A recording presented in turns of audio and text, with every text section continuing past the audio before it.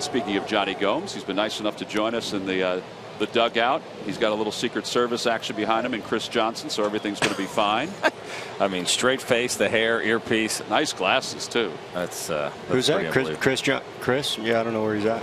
Giving you the head nod. You don't appear to be the kind of guy that would need Secret Service. Is Chris Johnson even capable of protecting you? It should be the other way around, maybe. Yeah, he's got a lot of secret weapons that a lot of people aren't aware of. And being able to play with this guy every single day, he's a pretty special guy.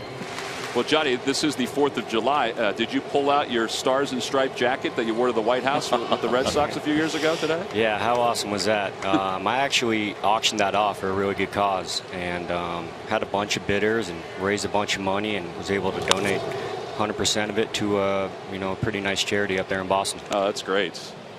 Well, so far, I mean, this team has really, I think, surprised a lot of people. You guys are within reach in the National League East. How much are you enjoying this season with the Braves?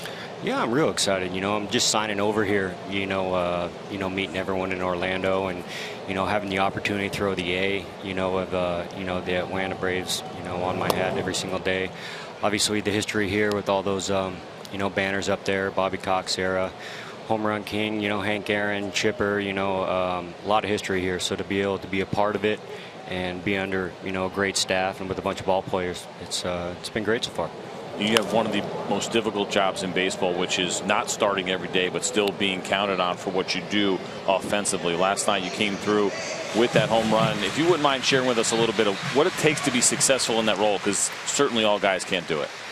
Yeah, it's tough. I actually got thrown into that role fairly early in my career. I guess fortunately and unfortunately, succeeded at it. So therefore, that's a tough break.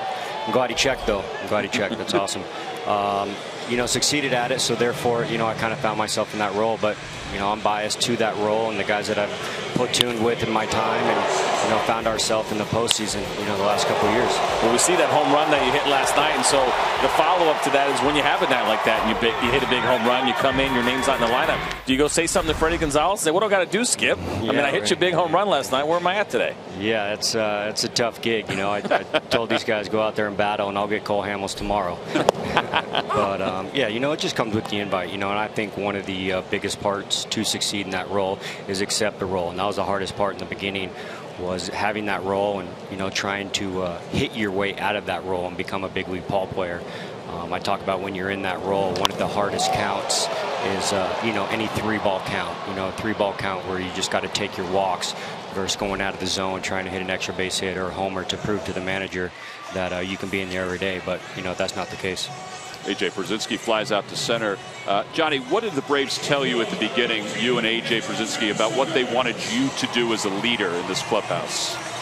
Yeah, I think there's different ways to lead, whether it's verbally, lead by example, helping the young kids out. There's a lot of things you got to check off to be a successful big leaguer. And I was so fortunate enough, I came up the old Devil Ray days and underneath Lou Piniella. People forget about the old vets that I played with.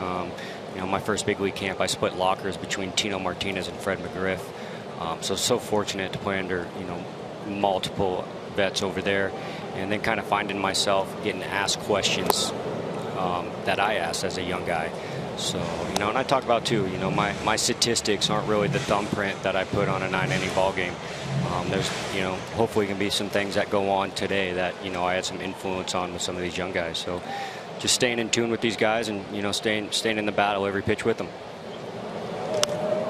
Simmons fouls that one over the screen. It's 1-2. Well, I think certainly, Johnny, that's what guys are going to remember, and you just talked about it. It's, I always think about that, and you just kind of mentioned it. The teammates that are willing to take some time and share their experiences, your prior experiences, and you pass it on to the next guy, and you're in that situation where you want to pass it on. They'll be in that situation where they pass it on, so certainly you leave a little bit of a legacy in that regard. And not all veterans are like that. I've certainly played with some guys that just were not interested in talking very much, so it's nice that you're willing to do that. Yeah, let's see here. That's a heck of a play. Heck of a play on a heck of a defensive player. Hey, Johnny, thanks, bud. We appreciate it. We'll catch up with you again down the road. Okay. Braves go down quietly in their half of the third, and we'll move to the fourth.